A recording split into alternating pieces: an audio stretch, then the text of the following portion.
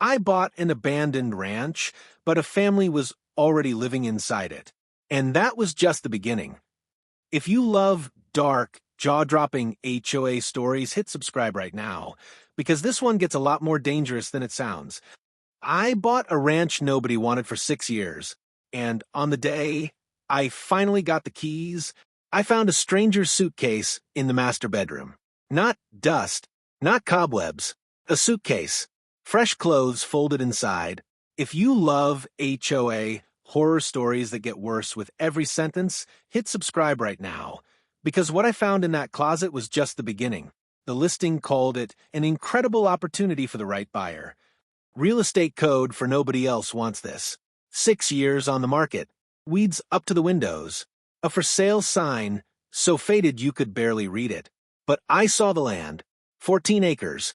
A creek. A barn with good bones. I didn't care that it looked abandoned. I cared that it was mine for a price that felt like a mistake in my favor. The closing took 20 minutes. The agent barely looked me in the eye. I should have noticed that. I drove out that same afternoon, keys jingling in my hand like a kid on Christmas morning. The gate creaked open on rusted hinges. The grass was overgrown, sure, but something felt off. Tire tracks. Fresh ones. Cutting through the weeds, toward the house. Abandoned properties don't have fresh tire tracks. I told myself it was probably kids. Teenagers messing around on empty land. That's what I told myself, right up until I opened the front door and smelled coffee. Brewed that morning. Still warm in the pot. My stomach dropped. I walked room to room, heart hammering, half expecting someone to jump out. The living room had a couch that didn't match the listing photos. A television. Extension cords running to outlets that weren't supposed to have power. Someone was living here. In a house I had just legally purchased. In a house that had been sitting vacant for 6 years according to every document I signed. Then I found the suitcase. Zipped shut. Sitting on the bed like someone planned to grab it and run.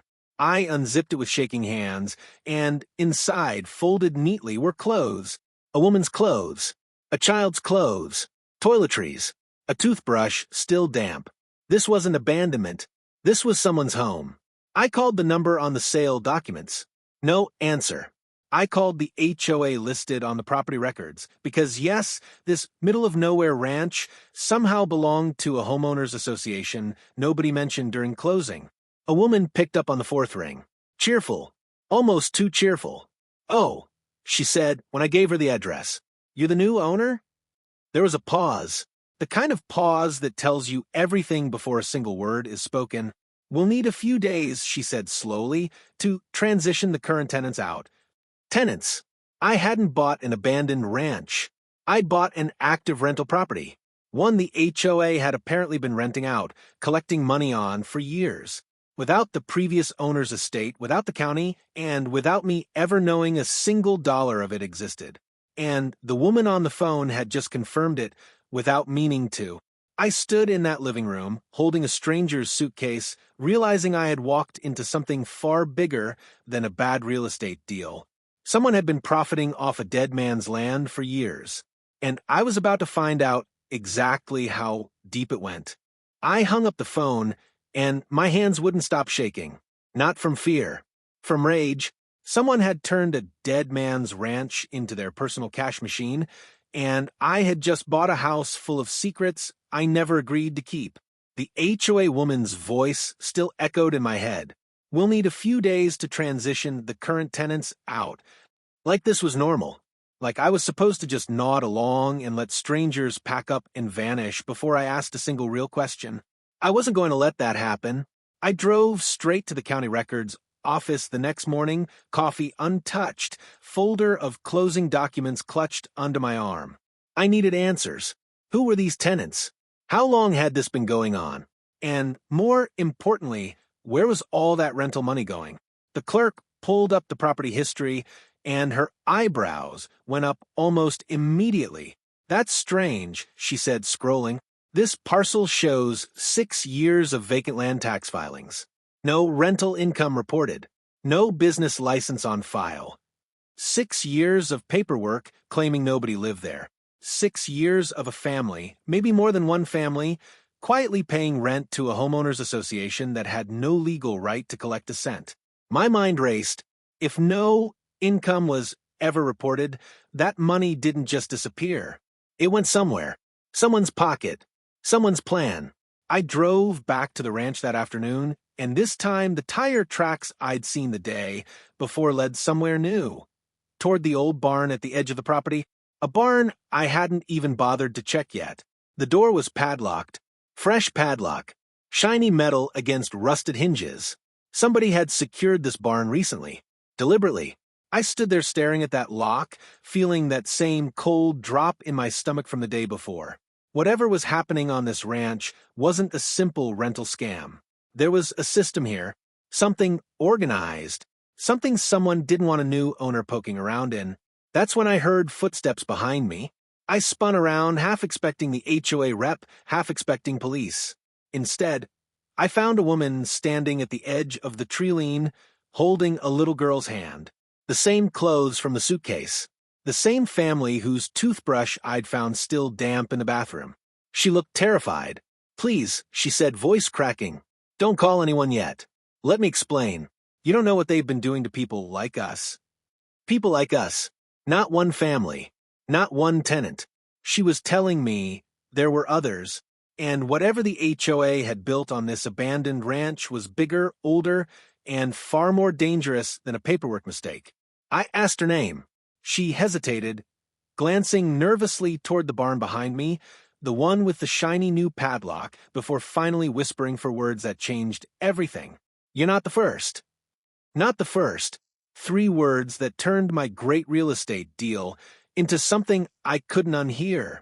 I stood there in the fading light, staring at this stranger and her daughter, my mind racing through everything that suddenly made sense.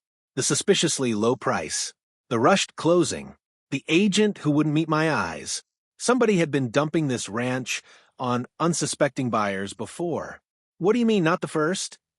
I asked, trying to keep my voice steady, even though my pulse was hammering.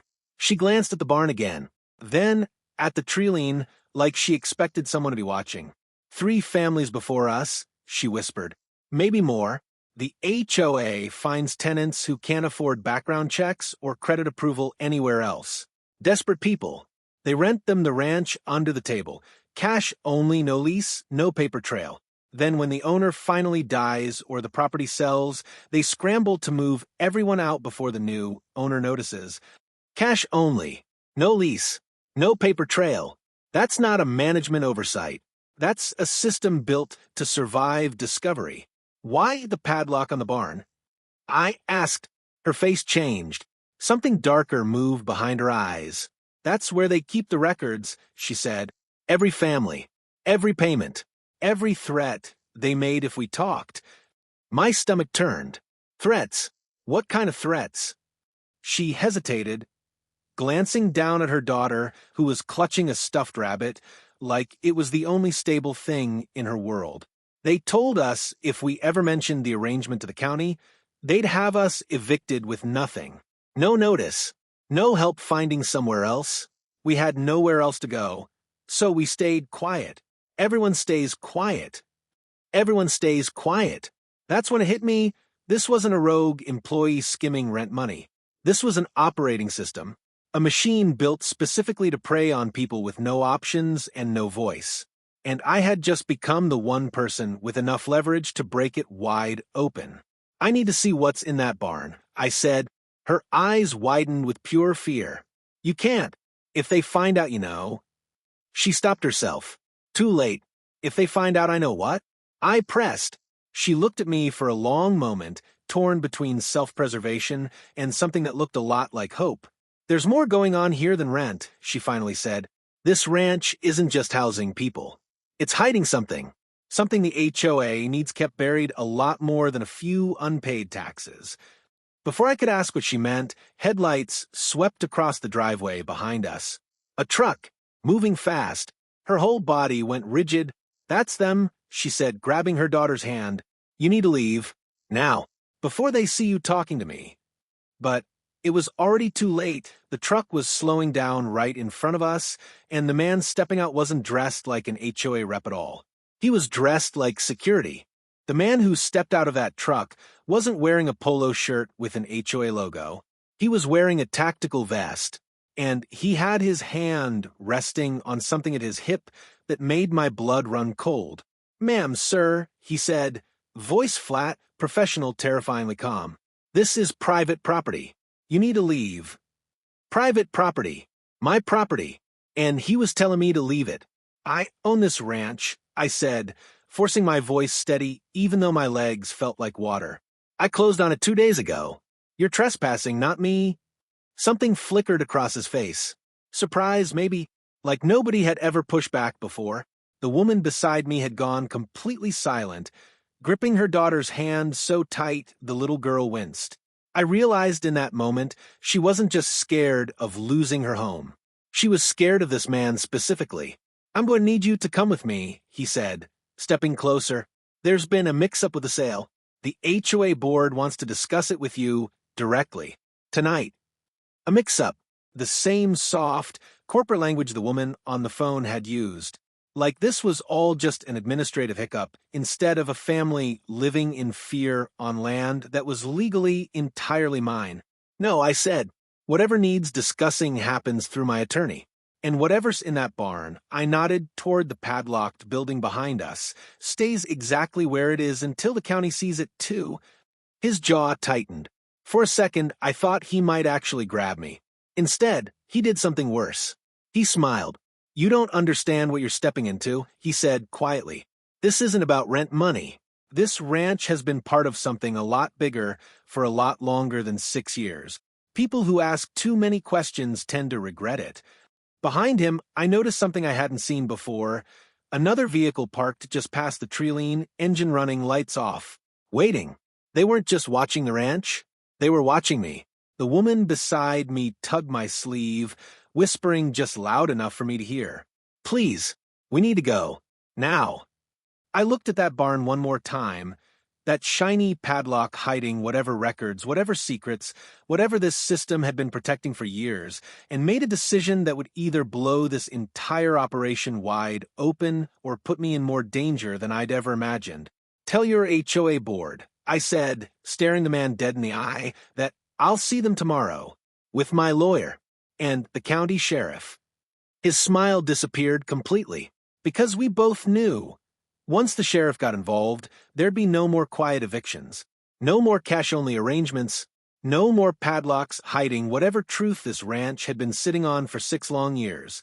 The real fight hadn't even started yet. The sheriff's department pulled up to my ranch at exactly 9 a.m. the next morning. 3 cruisers, 1 county investigator, and an HOA board that suddenly wasn't answering their phones. I stood by that padlock barn with my lawyer on one side, and the woman, her name was Marisol, on the other, finally ready to tell her story to someone with the power to actually stop it. The deputies cut the padlock, and what we found inside changed everything. Filing cabinets, dozens of them. Years of handwritten ledgers documenting cash payments from families who had no legal lease, no rights, and no idea their money was going straight into the pockets of 3 HOA board members instead of the actual property owner's estate. But it went deeper than that. Buried in those files were records dating back almost a decade, long before the previous owner had even passed away. Turns out, he hadn't been some absent old man who forgot about his land. He'd been sick, alone, and the HOA board had been managing his affairs on his behalf while quietly renting out portions of his property behind his back, pocketing thousands of dollars a month while he lay in a nursing home, unaware his own ranch had become an underground rental scheme. When he died, instead of the property going through a clean estate sale, the board buried the rental activity, faked a vacancy status, and waited for a buyer, me desperate enough to take on a rundown ranch at a bargain price without asking too many questions. I was never supposed to actually move in. I was supposed to flip it or ignore it or stay just as blind as everyone before me. Except I didn't stay blind. And neither did Marisol. Once she realized someone was finally willing to fight alongside her instead of making her disappear quietly like the families before her. The investigation that followed uncovered even more, at least 4 other properties in the same HOA jurisdiction operating under the same scheme. Vacant listings hiding tenants who paid cash stayed silent and vanished the moment a new owner showed up asking questions. 2 board members were arrested within the month. A third turned informant, trading his silence for a lighter sentence and giving investigators everything they needed to unravel years of hidden fraud. As for Marisol and her daughter, I didn't evict them. I helped them build a real lease. A legal one. The kind with actual protections, actual rights, and an actual future instead of fear. Because in the end, this ranch wasn't cursed and it wasn't abandoned. It had just been hiding a truth that 6 years of silence had almost buried for good. And sometimes the best investment you'll ever make isn't the land itself. It's the courage to ask why nobody wanted you to look closer. If this story hit you the way it hit me telling it, make sure you're subscribed. Because the next HOA story I'm bringing you is even darker than this one.